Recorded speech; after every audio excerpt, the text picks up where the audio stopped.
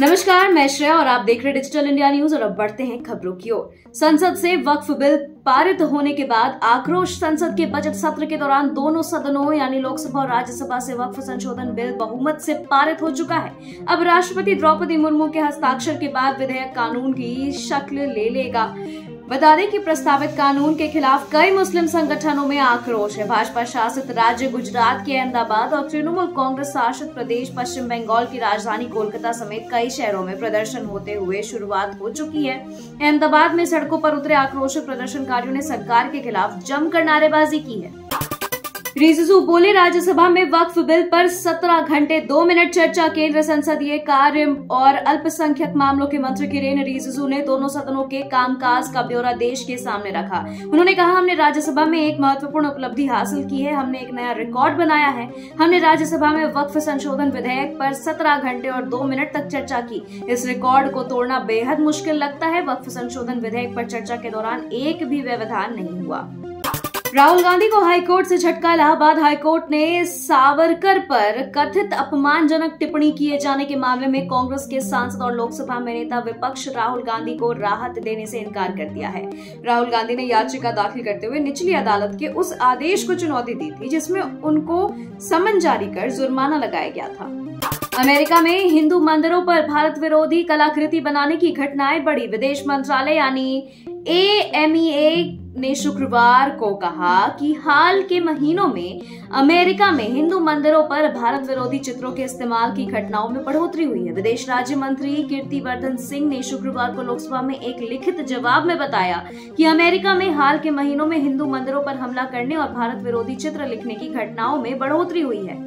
उद्धव का फोन आने के बाद शिवसेना UBT के सांसदों ने वक्फ बिल का किया विरोध। संजय निरुपम ने किया दावा। संसद में वक्फ संशोधन विधेयक के विरोध में शिवसेना UBT सांसदों के मतदान करने को लेकर संजय निरुपम ने बड़ा दावा किया है। शिवसेना नेता कहा कि शिवसेना UBT के सांसद लोकसभा में वक्फ संशोधन विधेयक के खिलाफ मतदान नहीं करना चाहते थे, लेकिन पार्टी प्रमुख यानी उद्धव ठाकरे के फोन आने के बाद उन्होंने हार मान ली और विधेयक का विरोध किया। शिवसेना नेता ने उद्धव ठाकरे को मुस्लिम हृदय सम्राट करार दिया। वक्फ बिल पर जयंत चौधरी की पार्टी रालोद में भी बगावत। वक्फ बिल पर जयंत चौधरी की पार्टी राष्ट्रीय लोक दल रालोद में भी बगावत हो गई है। रालोद के प्रदेश महासचिव शाहजेब रिजवी ने संसद में वक्फ बिल का समर्थन करने के जयंत चौधरी के फैसले से नाराज होकर अपने पद से इस्तीफा देने के साथ ही पार्टी भी छोड़ दी है। शाहजेब ने एक वीडियो जारी कर जयंत चौधरी के फैसले को मुसलमानों के साथ विश्वासघात भी बताया है। 10 और 500 रुपए की नोट जारी करेगा RBI। किस तरह होंगे बदलाव? भारतीय रिजर्व बैंक ने शुक्रवार को कहा कि वह जल्द ही महात्मा गांधी सीरीज के तहत 10 और 500 रुपए के नोट जारी करेगा। इस पर नए गवर्नर संजय मल्होत्रा के हस्ताक्षर होंगे। केंद्रीय बैंक ने एक बयान में कहा कि इन नोटों का डिजाइन सभी तरह से महात्मा गांधी सीरीज के 10 और 500 रुपए के मौजूदा बैंक नोटों के समान है। TMC के इन 3 सांसदों के खिलाफ एक्शन लेंगी ममता बनर्जी। लोकसभा में बुधवार को वक्फ संशोधन विधेयक पर बहस और मतदान के वक्त तृणमूल कांग्रेस के 3 सांसद अनुपस्थित थे। तृणमूल सूत्रों के अनुसार पार्टी के शीर्ष नेतृत्व का एक वर्ग इसको लेकर नाराज है। पार्टी इनकी अनुपस्थिति पर तृणमूल सुप्रीमो यानी ममता बनर्जी से चर्चा के बाद इन तीनों के खिलाफ कार्रवाई कर सकती है। बुलडोजर एक्शन के बीच किताबें बचाने वाली वायरल गर्ल अनन्या की पढ़ाई का खर्चा उठाएंगे अखिलेश यादव। समाजवादी पार्टी के प्रमुख और उत्तर प्रदेश के पूर्व मुख्यमंत्री अखिलेश यादव ने शुक्रवार को ऐलान किया कि वह अंबेडकर नगर की 8 वर्षीय वायरल गर्ल यानी अनन्या की पढ़ाई का खर्च उठाएंगे। अनन्या का एक वीडियो पिछले दिनों वायरल हुआ था जिसमें वह बुलडोजर एक्शन के बीच अपनी किताबों को सीने से लगाकर भागते हुए दिखी थी। इस वीडियो की चर्चा सुप्रीम कोर्ट तक हुई थी। आधार और पैन कार्ड भी बना रहा ChatGPT। नहीं लगी लगाम तो बुरा होगा अंजाम। ChatGPT का इमेज जनरेशन टूल इतनी रियलिस्टिक तस्वीरें बना सकता है कि असली और नकली पहचान पत्रों में फर्क करना मुश्किल हो जाता है।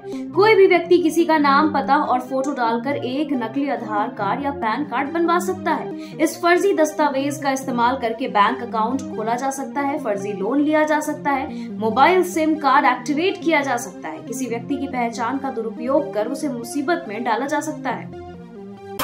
ओवैसी वक्फ संशोधन विधेयक के खिलाफ सुप्रीम कोर्ट पहुंचे। बिहार के किशनगंज लोकसभा सीट से निर्वाचित लोकसभा सांसद मोहम्मद जावेद ने वक्फ संशोधन विधेयक को सुप्रीम कोर्ट में चुनौती दी है। संसद के दोनों सदनों से विधेयक पारित होने के बाद सांसद जावेद ने देश की सबसे बड़ी अदालत का दरवाजा खटखटाया और इस विधेयक को असंवैधानिक करार देने की अपील की। जावेद के अलावा तेलंगाना की राजधानी हैदराबाद से चुनकर आने वाले सांसद असदुद्दीन ओवैसी ने भी सुप्रीम कोर्ट में इस प्रस्तावित कानून को चुनौती दे रहे हैं। सरकार ने पूर्व पीएम मनमोहन सिंह की पत्नी की सुरक्षा घटाई। केंद्र सरकार ने पूर्व पीएम स्वर्गवासी मनमोहन सिंह की पत्नी गुरशरण कौर की सुरक्षा घटा दी है। जानकारी के मुताबिक गुरशरण कौर को अब Z श्रेणी सिक्योरिटी की सुरक्षा मिलेगी। आधिकारिक सूत्रों ने बताया कि केंद्र ने समीक्षा के बाद दिवंगत प्रधानमंत्री मनमोहन सिंह की पत्नी गुरशरण कौर की सशस्त्र सुरक्षा घटाकर Z श्रेणी कर दी है। दिल्ली में हीट वेव का येलो अलर्ट। दिल्ली में अप्रैल माह में ही सूरज आसमान से आग बरसा रहा है। मौसम विभाग ने आने वाले दिनों को लेकर चेतावनी जारी कर दी है। मौसम विभाग ने बताया कि दिल्ली में अप्रैल की शुरुआत में ही लू चलेगी, वहीं गर्मी से हाल बेहाल होगा। मौसम विभाग ने 8 अप्रैल तक हीट वेव की स्थिति को लेकर येलो अलर्ट जारी किया है। तापमान आपको बता दें कि 40 से 42 डिग्री के बीच रहने की आशंका जताई गई है। सवाल पूछते ही मीडिया पर भड़के गोपाल मंडल। गोपालपुर के जेडीयू विधायक गोपाल मंडल एक बार फिर सुर्खियों में है। पटना स्थित जेडीयू मुख्यालय में वक्फ बिल को लेकर पत्रकारों से उनकी तीखी बहस हुई है। उन्होंने एक पत्रकार से कहा, तुम दामाद हो क्या जो तुम्हारे सवालों का जवाब दूंगा। इस बयान के बाद पार्टी कार्यालय में कुछ देर अफरा तफरी मच गई, लेकिन यहां मौजूद नेताओं ने स्थिति को शांत कराया। वक्फ संशोधन बिल को लेकर जेडीयू में घमासान। मुस्लिम नेताओं ने खोला मोर्चा। संसद के दोनों सदनों से वक्फ संशोधन बिल पास हो चुका है। राष्ट्रपति की मंजूरी मिलने के बाद इसे लागू कर दिया जाएगा। इस बिल का समर्थन कर जेडीयू बुरी तरीके से फंस चुकी है। जेडीयू के मुस्लिम नेता लगातार पार्टी से इस्तीफा दे रहे हैं। इसी अफरा तफरी के बीच जेडीयू ने पार्टी नेताओं की अहम बैठक बुला ली है। उमेश सिंह कुशवाहा ने पार्टी के प्रवक्ताओं की बैठक बुलाई है। बैठक में बिल को लेकर रहे साइड इफेक्ट का काट निकालने को लेकर रणनीति तय की जा रही है। अब चिराग के सामने पासवान परिवार में प्रॉपर्टी बंटवारे की चुनौती। देश की राजनीतिक घरानों में शामिल दिवंगत समाजवादी नेता रामविलास पासवान के बेटे यानी चिराग पासवान के सामने पार्टी के बाद पारिवारिक संपत्तियों के बंटवारे की चुनौती खड़ी हो गई है।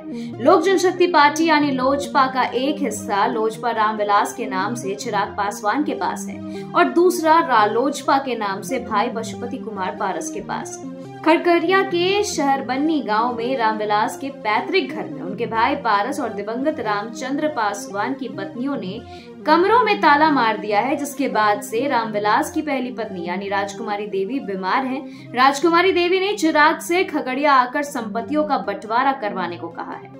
मराठी आंदोलन का बिहार चुनाव से क्या कनेक्शन। भाजपा का अगला टारगेट मिशन बिहार है। बिहार में इस साल अक्टूबर नवंबर में विधानसभा चुनाव होने हैं। इसके लिए गृह मंत्री अमित शाह और प्रधानमंत्री नरेंद्र मोदी का बिहार दौरा होने लगा है और आने वाले दिनों में ऐसे दौरों की संख्या बढ़ने वाली है। लेकिन इस सब के बीच एमएनएस कार्यकर्ताओं द्वारा बिहारी कर्मियों की पिटाई का मामला राज्य में तुल पकड़ सकता है और सियासी पैमाने पर भाजपा को इसका खामियाजा भुगतना पड़ सकता है। इसलिए समझा जा रहा है कि भाजपा का केंद्रीय नेतृत्व इस मुद्दे पर फडणवीस सरकार पर दबाव बना सकता है। वक्फ बिल के समर्थन से जेडीयू को नहीं होगा नुकसान। मुसलमानों को नीतीश के काम पर भरोसा। जेडीयू के अल्पसंख्यक प्रकोष्ठ के कुछ नेताओं ने वक्फ बिल के समर्थन के विरोध में इस्तीफा दे दिया है।